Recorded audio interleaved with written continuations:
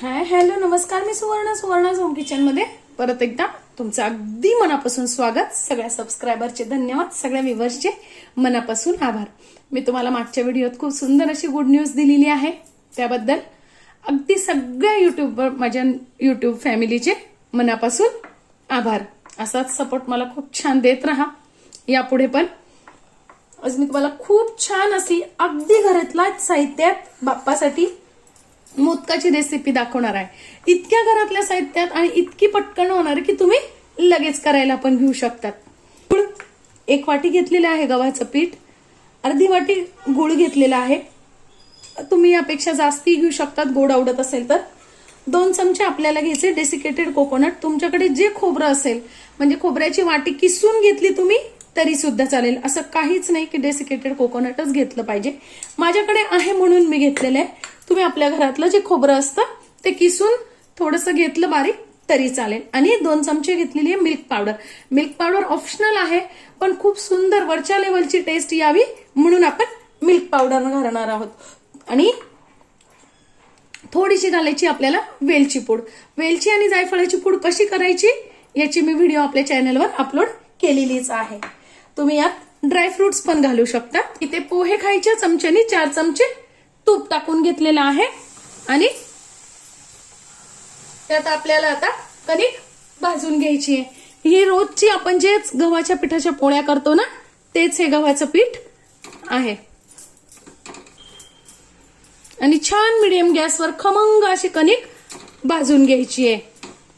आता बघा 3 ते 4 मिनिटं कणिक भाजायला झालेले आहेत. खूप सुंदर असं खरपूस असे कणिक भाजली गेलेली आहे आणि वास पण खूप छान यायला लागलाय. त्यातच आपल्याला टाकून घ्यायचंय आता खोबरं आणि परत 2 मिनिटं आपल्याला भाजून घ्यायची आहे. एक 4 ते 5 मिनिटात छान मिडियम गॅसवर भाजली जाते. आता काढून घ्यायची, गॅस बंद करून. बघा आता छान गार झालेला आहे. आता काय करायचं आपल्याला, हे एका मिक्सरच्या भांड्यात घेतलेलं आहे मी. आता यातच टाकून घ्यायची मिल्क पावडर आणि गूळ पण. अर्धा चमचा वेलची जायफळची पावडर.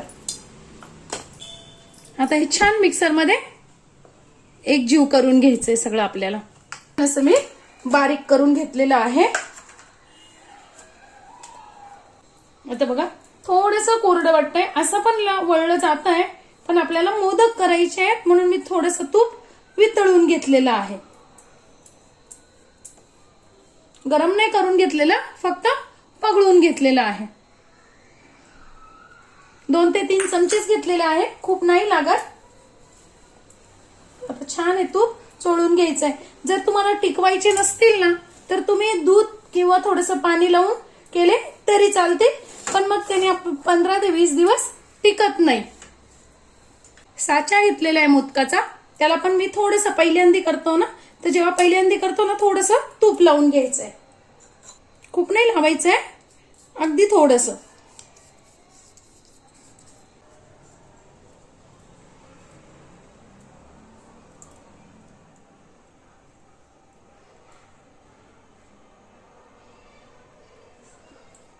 बघा किती छान असा आपला मोदक तयार होतोय. बघा किती मऊ मस्त असे आपले मोदक तयार आहे. अगदी घरातल्याच साहित्यात आणि झटपट पण बनणार आहे. बघा मी तुम्हाला आता हाच मोडून दाखवते. बघा किती मऊसूत आहे, अगदी तोंडात घातलं की लगेच पाणी होईल असे मस्त असे आपले मोदक तयार आहे.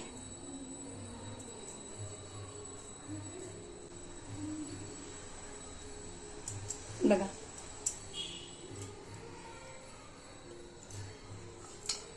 अगदी घरातल्याच साहित्याची आजची माझी व्हिडिओ तुम्हाला कशी वाटली कमेंट्स मध्ये नक्की सांगा. चॅनलवर नवीन असाल तर चॅनलला सबस्क्राईब, लाईक आणि शेअर करा. धन्यवाद.